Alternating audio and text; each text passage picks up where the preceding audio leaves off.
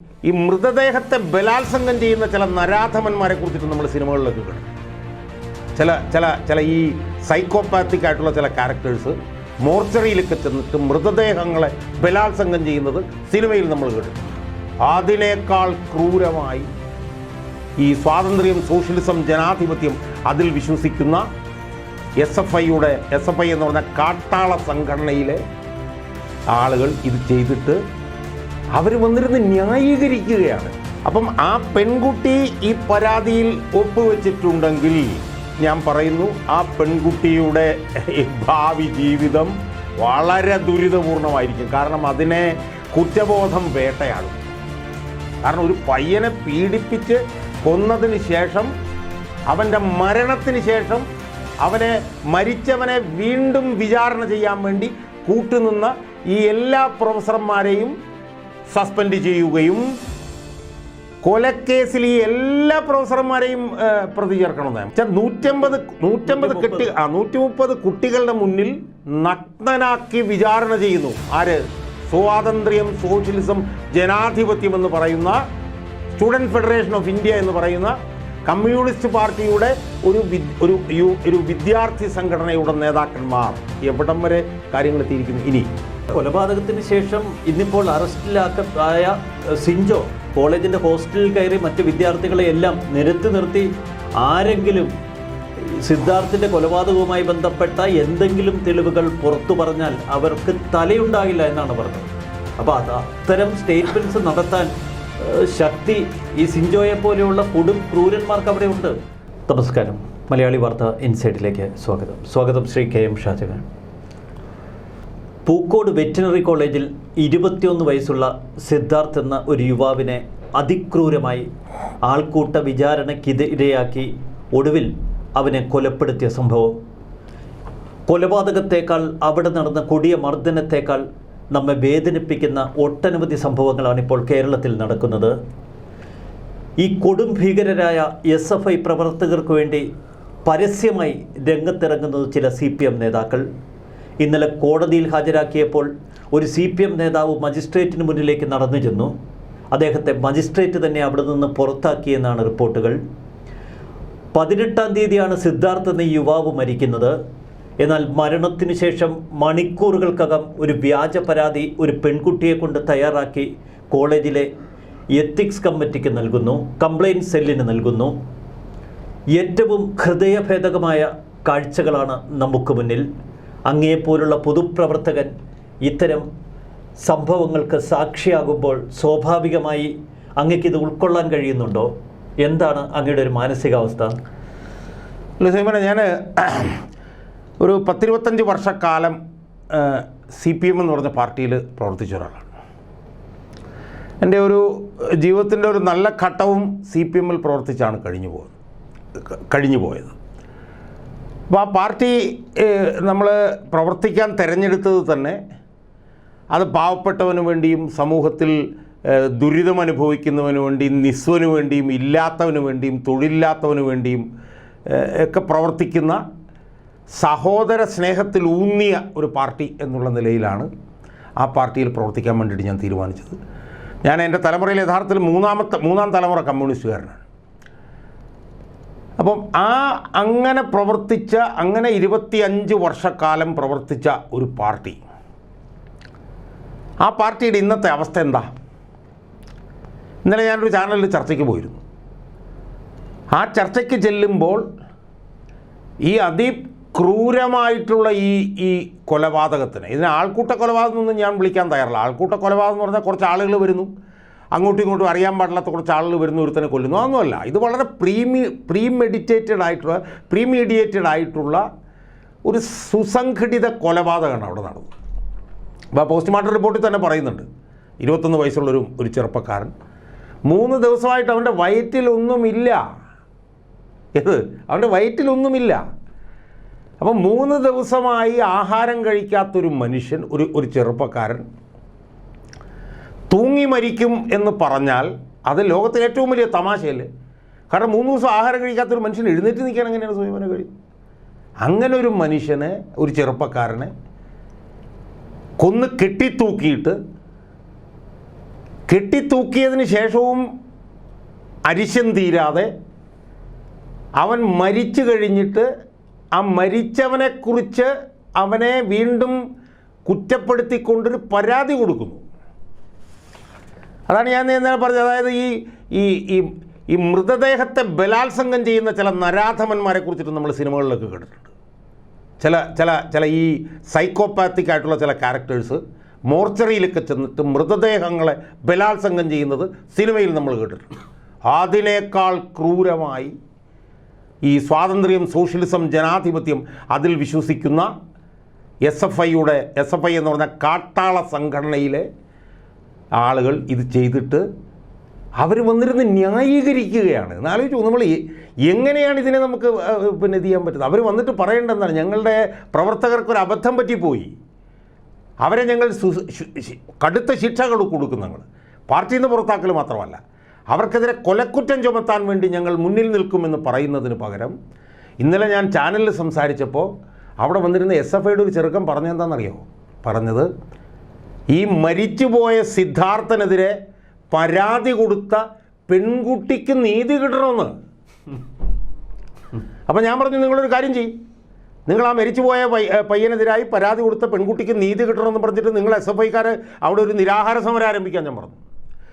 Valentine's day ദിനത്തിൽ അവിടെ മറ്റൊരു പീഡനം നടന്നു. ആ പീഡനത്തിന് ഇരയായ പെൺകുട്ടിയുടെ രക്ഷകനായി പുറത്തേക്ക് വന്ന ആളാണ് സിദ്ധാർത്ഥ്. ആ സിദ്ധാർത്ഥിനെയാണ് SFIക്കാർ വേട്ടയാടിയത്.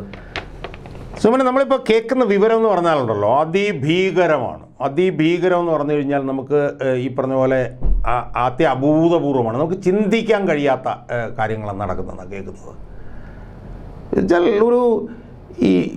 എന്നോടൊരു ഒരു പഴയ പാർട്ടി സഖാവ് കഴിഞ്ഞ ദിവസം കണ്ടപ്പോൾ എന്നോട് പറഞ്ഞു, സഖാവേ, TP ചന്ദ്രശേഖരനെ ഒരു ദിവസം കൊണ്ടാണ് കൊന്നതെങ്കിൽ ഈ ചെറുപ്പക്കാരനെ 4 ദിവസം കൊണ്ടാണ് കൊന്നത് എന്നാണ് ഒരാളെന്നോട് പറഞ്ഞത്.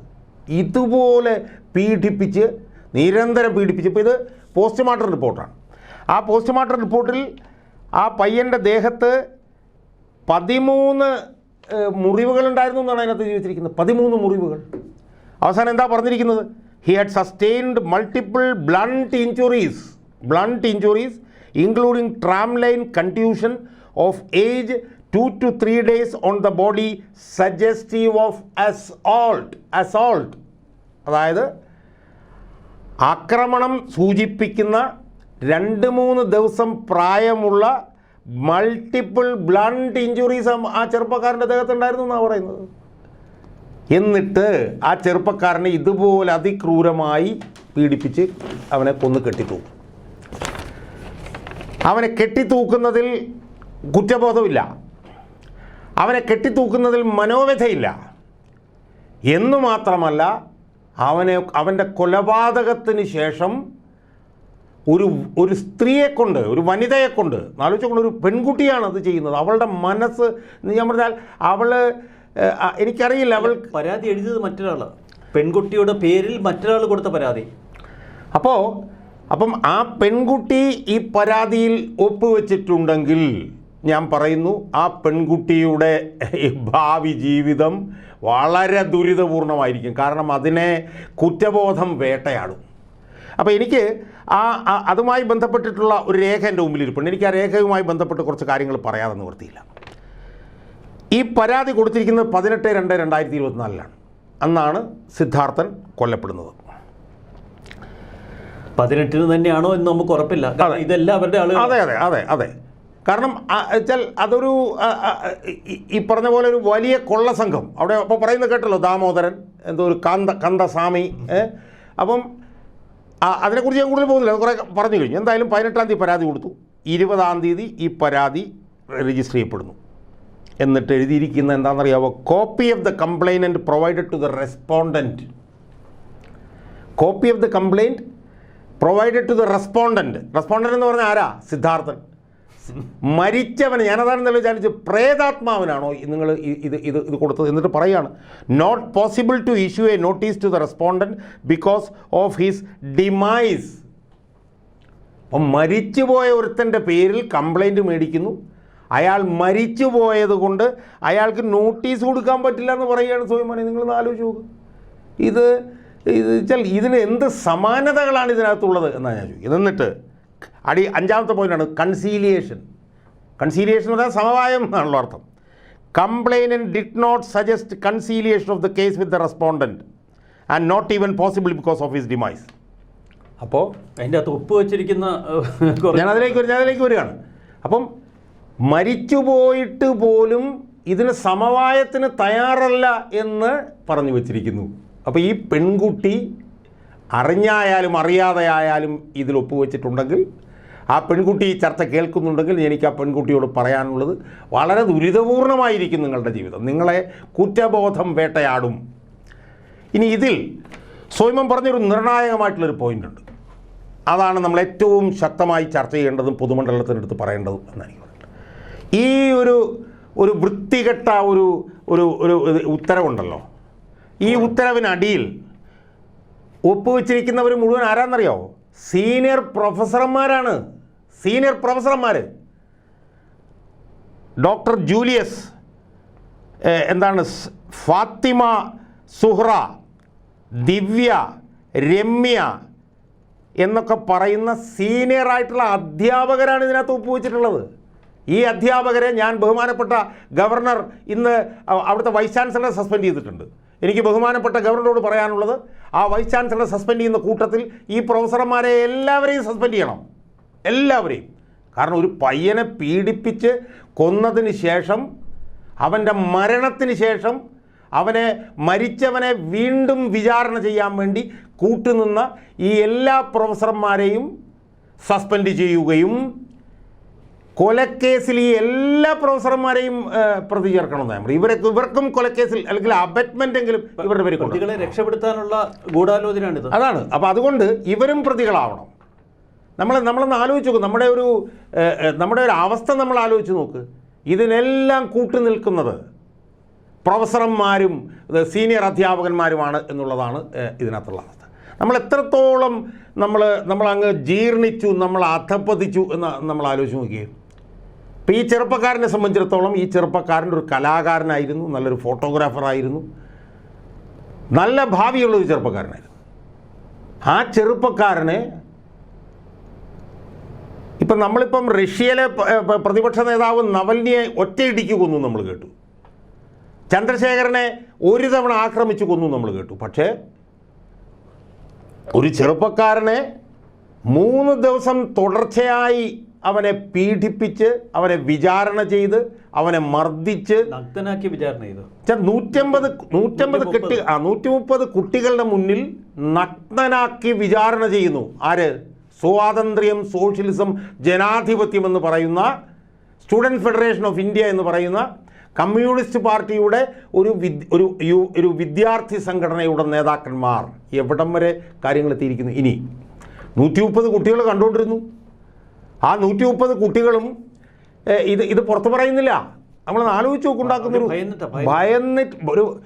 ഭയത്ത്, അതായത് ഈ ക്യാമ്പസുകളെല്ലാം തങ്ങളുടെ ആധിപത്യത്തിലാണെന്നും പറഞ്ഞ് അഹങ്കരിക്കുന്ന ഈ SFI ക്യാമ്പസുകളിൽ വളർത്തിക്കൊണ്ടിരിക്കുന്ന ഒരു ഭീതിയുടെയും ഭയത്തിൻ്റെയും ഒരു ഹിംസയുടെയും അന്തരീക്ഷം എന്താണെന്നുള്ളതിന് സുഹൃത്തുക്കളെ ഞാൻ ഇത് കണ്ടുകൊണ്ടിരിക്കുന്നത് ഇതിലപ്പുറം എന്ത് തെളിവാണ് വേണ്ടത്? കൊലപാതകത്തിന് ശേഷം ഇന്നിപ്പോൾ അറസ്റ്റിലായ സിഞ്ചോ കോളേജിൻ്റെ ഹോസ്റ്റലിൽ കയറി മറ്റ് വിദ്യാർത്ഥികളെ എല്ലാം നിരത്തി നിർത്തി ആരെങ്കിലും സിദ്ധാർത്ഥിൻ്റെ കൊലപാതകവുമായി ബന്ധപ്പെട്ട എന്തെങ്കിലും തെളിവുകൾ പുറത്തു പറഞ്ഞാൽ അവർക്ക് തലയുണ്ടാകില്ല എന്നാണ് പറഞ്ഞത്. അപ്പോൾ അത്തരം സ്റ്റേറ്റ്മെൻറ്റ്സ് നടത്താൻ ശക്തി ഈ സിഞ്ചോയെ പോലെയുള്ള കൊടും ക്രൂരന്മാർക്ക് അവിടെ ഉണ്ട്. സുമന, ആ ശക്തി എവിടെ നിന്നാണ് വരുന്നത് നമ്മൾ നോക്ക്. ഒന്ന്, ഇത് നടന്നതിന് ശേഷം അവിടെയുള്ളൊരു DYSP മാന്യമായ രീതിയിൽ അന്വേഷണം നടക്കുന്നുവെന്ന് പറഞ്ഞപ്പോൾ അവിടെ ചെരിപ്പിട നടക്കുന്നൊരു MLA ഉണ്ട്, അവിടെ നിന്ന് ജയിച്ച CK ശശീന്ദ്രൻ, ചെരിപ്പിട നടക്കുന്നൊരു മുൻ MLA അയാൾ DYSPയെ ഭീഷണിപ്പെടുത്തി എന്ന് മുൻ പ്രതിപക്ഷ നേതാവ് രമേശ് ചെന്നിത്തല തന്നെയാണ് പറഞ്ഞിട്ടുള്ളത്.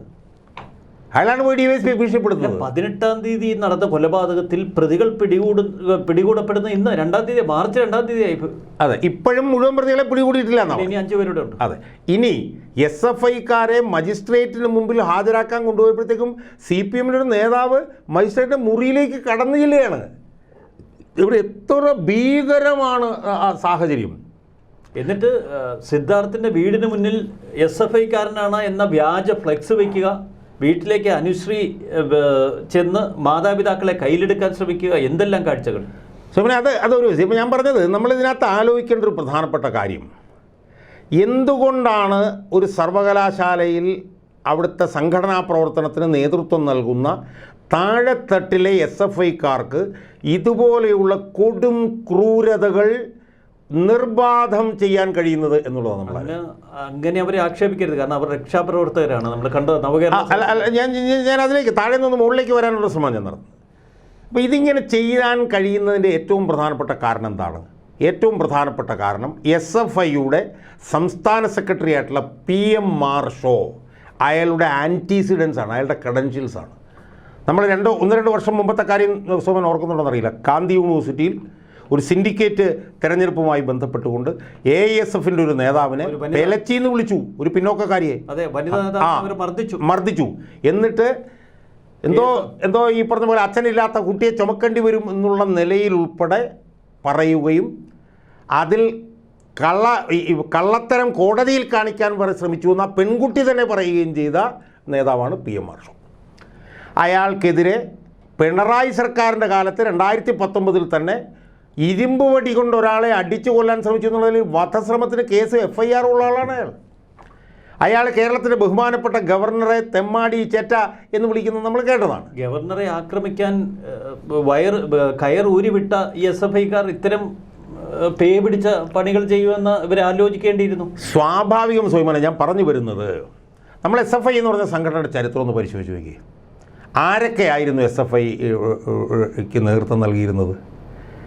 Thomas Isaac, TM Thomas Isaac, Suresh Kurup, CP John മുതലായിട്ടുള്ള വളരെ ലബ്ധപ്രതിഷ്ഠരായിട്ടുള്ള ആളുകൾ നേതൃത്വം നൽകിയ SFIയിൽ ഇപ്പോൾ ഇരിക്കുന്നത് ആർഷോയാണ്. ആർഷോ ഇതാണ് ചെയ്തത്. സെക്രട്ടറി, ഇപ്പോഴത്തെ സെക്രട്ടറി.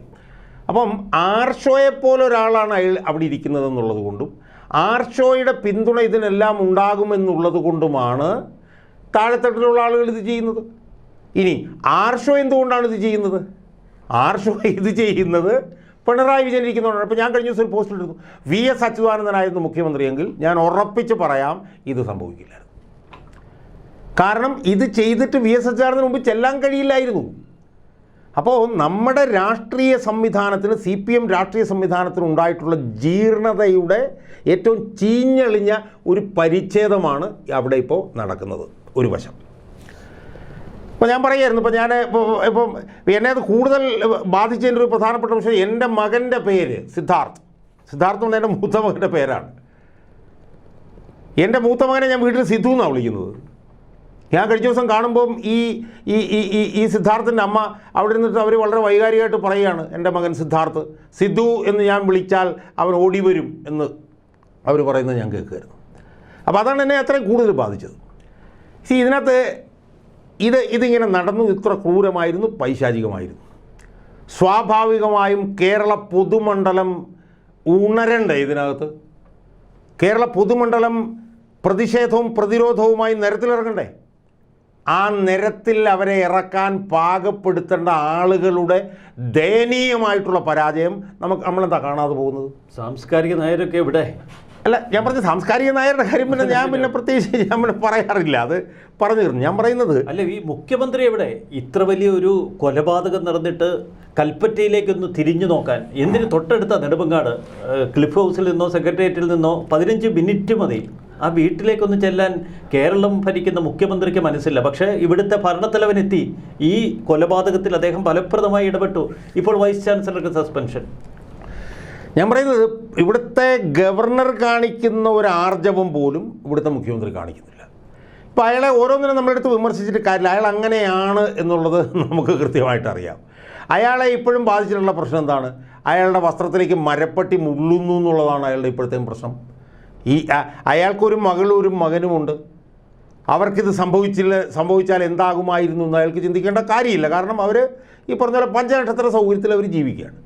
പക്ഷേ എൻ്റെ ചോദ്യം, ഇത് UDF ഭരിച്ചുകൊണ്ടിരുന്നപ്പോഴായിരുന്നു ഇതുപോലെ ഒരു മരണം ഒരു കൊലപാതകം നടന്നിരുന്നെങ്കിൽ എന്താകുമായിരുന്നു ഇവിടുത്തെ അവസ്ഥ? എന്നാൽ ഈ ചെറുപ്പക്കാരൻ മരിച്ചത് പുറത്തു വന്നിട്ട് ഒരാഴ്ച കഴിഞ്ഞു. എവിടെയെങ്കിലും ഒരു പ്രതിഷേധത്തിൻ്റെ കണികയെങ്കിലും ജനങ്ങളെ അണിനിരത്തി ചെയ്യിക്കാൻ ഇവിടെ ഇതിന് ഉത്തരവാദിത്തപ്പെട്ട കോൺഗ്രസിനോ ബി ജെ പിക്കോ കഴിയുന്നുണ്ടോ? രാജൻ്റെ ഭരണത്തിൽ ധാർമ്മിക ഉത്തരവാദിത്വം ഏറ്റെടുത്ത് അന്ന് കരുണാകരൻ രാജിവെച്ചു. സ്വന്തം പോലീസുകാരാണ്. അതെ അതെ അതെ, അവരുടെ സ്വന്തം പാർട്ടിയിൽപ്പെട്ട സ്വന്തം വിദ്യാർത്ഥി സംഘടനയിലെ പ്രവർത്തകരാണ്.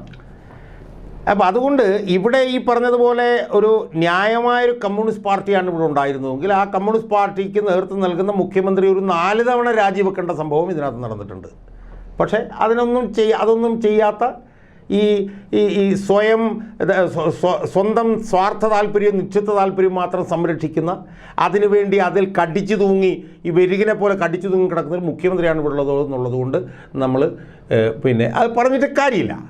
പക്ഷെ ഞാൻ ചോദിക്കുന്നത്, ഇത്രയും ഈ പറഞ്ഞ പോലെ അപ്രത്യക്ഷമായി പോയോ ഇവിടുത്തെ കോൺഗ്രസ്സുകാരും ഇവിടുത്തെ ബി ജെ പിക്കാരും? എനിക്ക് മനസ്സിലാവുന്നില്ല. അല്ല, ഇന്ന് ഇറങ്ങിയിട്ടുണ്ട് കോൺഗ്രസ് പ്രതിപക്ഷം കളത്തിലുണ്ട്. അതെ അതെ അതെ, ഞാനതിനെക്കുറിച്ച് അന്വേഷിച്ചപ്പോൾ മനസ്സിലാക്കുന്നത് ദേശീയ നേതാക്കന്മാർ വരെ നെടുമങ്ങാടുണ്ട് എന്നാണ് ഞാൻ മനസ്സിലാക്കിയത്. അതെ, കെ സി വേണുഗോപാൽ വരെ അവിടെയുണ്ട്.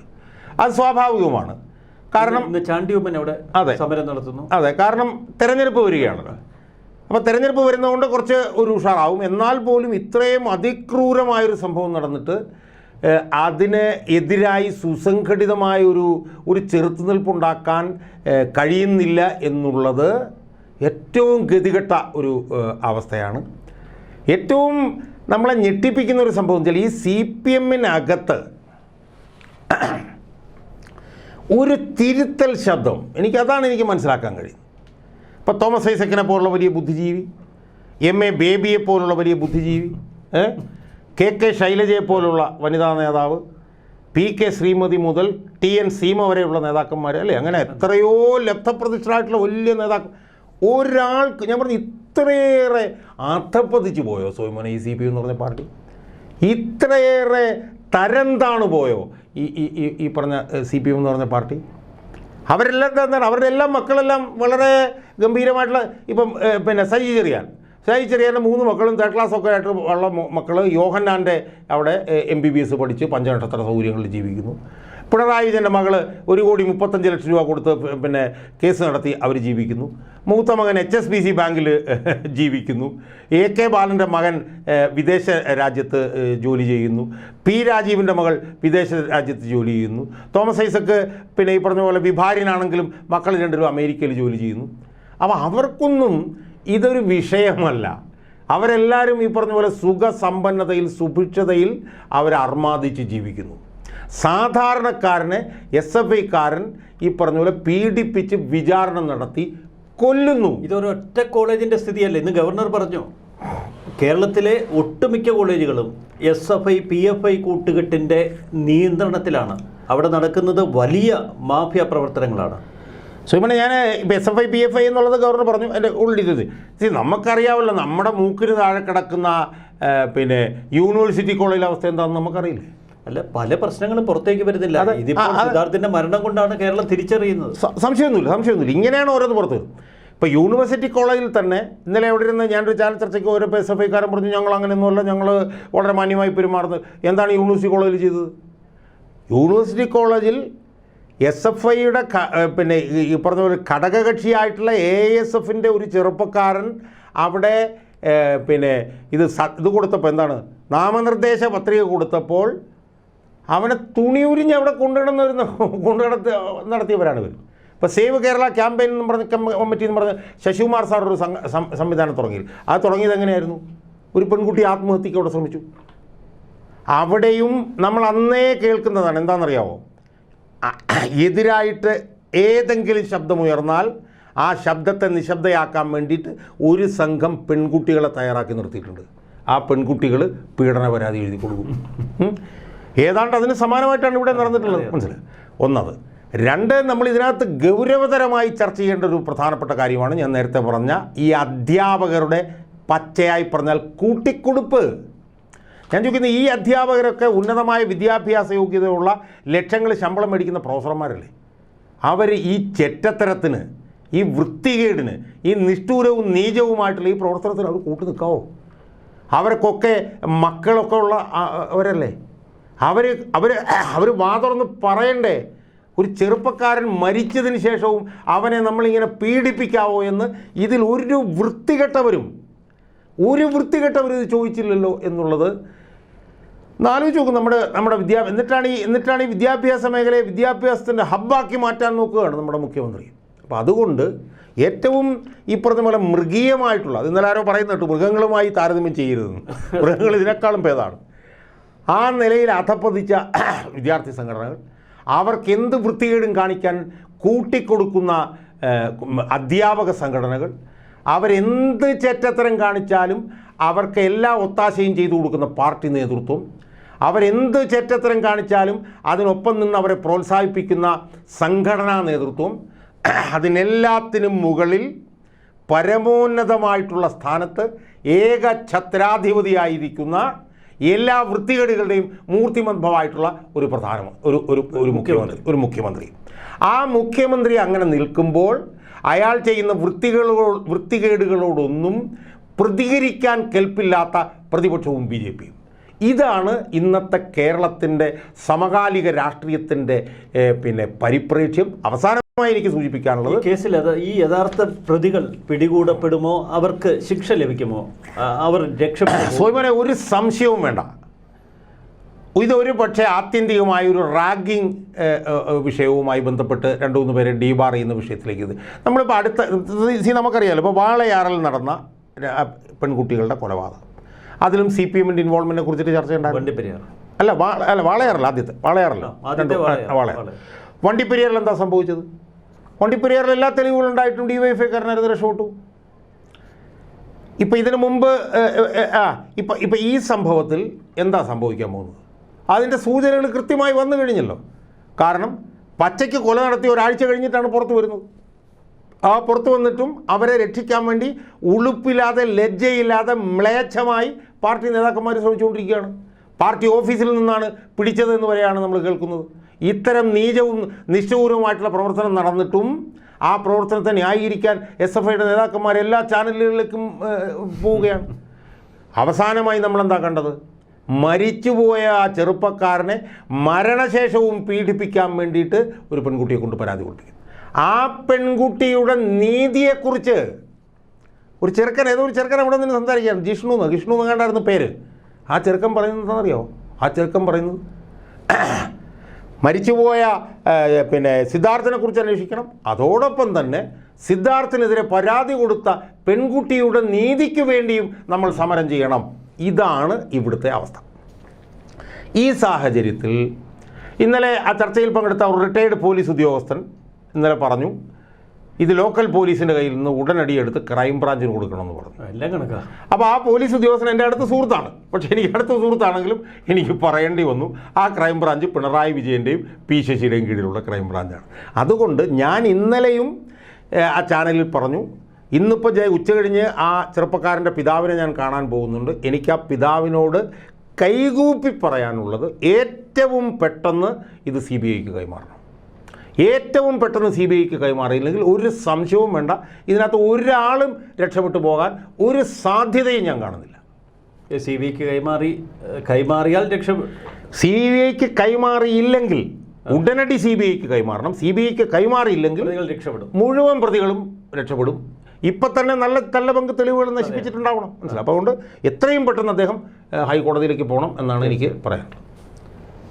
വളരെ നന്ദി ശ്രീ KM ഷാജഹാൻ. നന്ദി, നമസ്കാരം.